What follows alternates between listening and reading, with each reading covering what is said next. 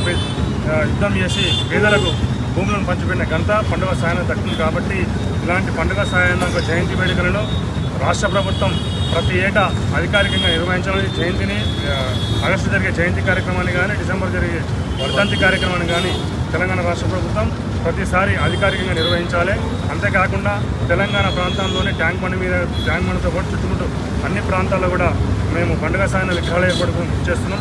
ఉబ్బులాపూర్ మండల పరిధిలోని గాజుల రామరంలో త్వరలో మన పండుగ సాయన్న విగ్రహం ఏర్పాటుకు మేమంతా మా ముద్రా కమిటీ ద్వారా పెట్టాలని ముందుకు వస్తున్నాం. దానికోసం మేము స్థల సేకరణ కోసం స్థలంగా చూడడం జరుగుతుంది. అవసరం అనుకుంటే ఆ స్థల సేకరణ కోసం సంబంధించిన శాఖ అధికారులకు కూడా మేము వినతి పత్రాలు అందజేసి స్థలం మంజూరు చేసుకొని అక్కడ విగ్రహ ఏర్పాటు కోసం భారీ విగ్రహాన్ని ఏర్పాటు త్వరలో చేస్తామని తెలుస్తున్నాం.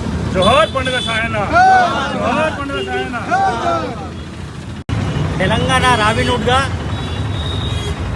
తెలంగాణ సాయుధ పోరాటంలో బహుజన ప్రజల అభ్యున్నతికై మరియు పేద ప్రజల అభ్యున్నతికై పోరాటం చేసిన, అగ్రవర్ణాలపై పోరాటం చేసి పేదలకు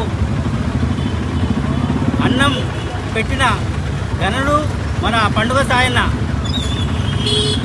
1920 ప్రాంతంలో ఆయన ఎన్నో పోరాటాలు చేసి బహుజనుల అభ్యున్నతికై పోరాటం చేసిన వీరుడు పండుగ సాయన్న. అలాంటి పండుగ సాయన్న చరిత్రను అగ్రవర్ణాలు, చరిత్రకారులు పూర్తిగా దాన్ని కనుమరుగు చేసే దిశగా ఎన్నో ప్రయత్నాలు చేశారు. కానీ పేద ప్రజలకు ఎంతో మేలు చేసిన వ్యక్తిగా పేద ప్రజలు ఎప్పుడు మరవరు ఆయనను.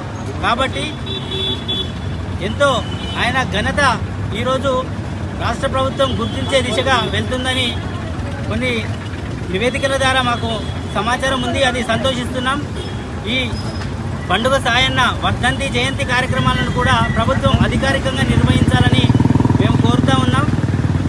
ఇలాంటి ఘనతను, ఇలాంటి చరిత్రలను పాఠ్య పుస్తకాల్లో చేర్చి రాబోయే తరాలకు ఈ చరిత్రను వినిపించే దిశగా మనం ముందుకెళ్లాలని, ప్రభుత్వానికి ఇలాంటి అంశాలను గుర్తించాలని మేము మనవి చేస్తూ, జై హో పండుగ సాయన్న.